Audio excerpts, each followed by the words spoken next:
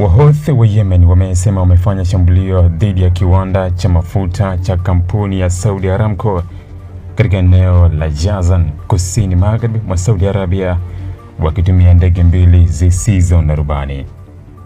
Taarifa hiyo imetolewa hii leo Alhamisi Agosti 13 mwaka 2026 na shirika la habari la Saba ambalo linahusishwa na Wahouthi, huku kundi hilo likidai kwa shambulio hilo lilikuwa sehemu ya majibu yake dhidi ya hatua za kijeshi za Saudi Arabia nchini Yemen. Kwa mujibu wa chanzo cha kijeshi cha Wahouthi, ndege hizo mbili zililenga kituo hicho cha Aramco katika Jazan kutokana na kile kundi hilo lilichokiita ukiukwaji wa anga na mamlaka ya Yemen katika majimbo ya Saada na Haja.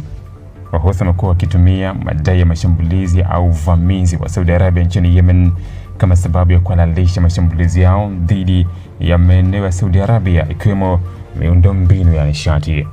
Hata hivyo, hadi wakati wa taarifa hiyo, Saudi Arabia haikuwa imetoa taarifa rasmi kuthibitisha au kukanusha madai ya Wahouthi kuhusu shambulio hilo. Kwa hiyo haijafahamika mara moja kama ndege hizo mbili zilifikia lengo na kama zilisababisha uharibifu wote kwenye kiwanda hicho au kama zilitunguliwa kabla ya kufikia malengo yake. Kituo cha Aramco kilichopo Jazan ni sehemu muhimu ya miundombinu ya nishati ya Saudi Arabia. Eneo hilo limekuwa likikabiliwa na vitisho vya mashambulizi kutoka Yemen kutokana na ukaribu wake na mpaka wa nchi hizo mbili.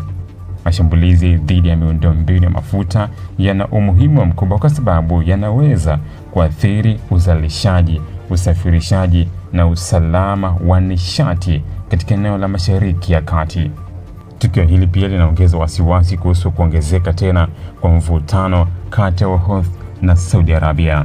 Baada ya kipindi cha kupungua kwa mapigano makubwa kati ya pande hizo mbili, mashambulizi ya hivi karibuni dhidi ya miundombinu ya mafuta yanaonyesha hatari ya mzozo wa Yemen kuhusishwa zaidi na mivutano mipana inayozikabili nchi mbalimbali za Mashariki ya Kati.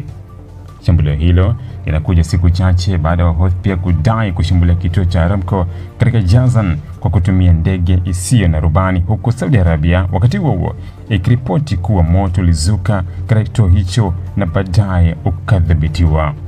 Kituo hicho cha Jazan kina uwezo wa kusindika takriban mapipa 40,000 ya mafuta kwa siku, jambo ambalo linafanya usalama wake kuwa muhimu kwa sekta ya nishati ya Saudi Arabia. Kwa upande wa masoko ya dunia, habari za shambulio hilo jipya tayari zimeongeza wasiwasi kuhusu usalama wa miundombinu ya mafuta katika Mashariki ya Kati. Reuters iliripoti kuwa bei za mafuta zilibadilika baada ya taarifa za shambulio hilo, huku wafanyabiashara wakitathmini uwezekano wa mashambulizi zaidi kuathiri uzalishaji na usafirishaji wa nishati katika eneo ambalo tayari linakabiliwa na mvutano mkubwa wa kijeshi.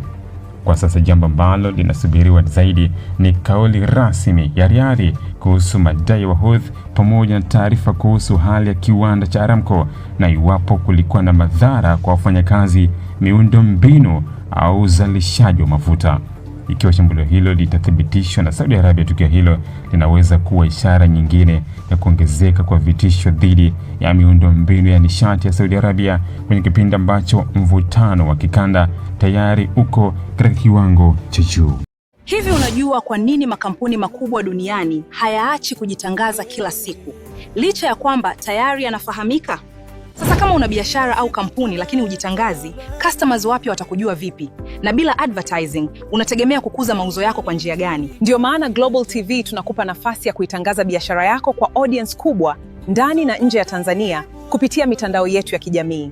Advertising kupitia Global TV inaongeza brand visibility yako, inakufikisha kwa customers wapya na kuongeza nafasi ya bidhaa au huduma zako. Na habari nzuri zaidi, bei zetu za matangazo ni rafiki. Iwe una biashara ndogo, ya kati au kampuni kubwa, kuna nafasi inayoweza kukufaa.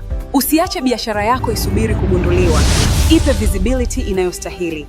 Anza kutangaza nasi. Wasiliana na Global TV leo na tuipeleke brand yako mbali zaidi.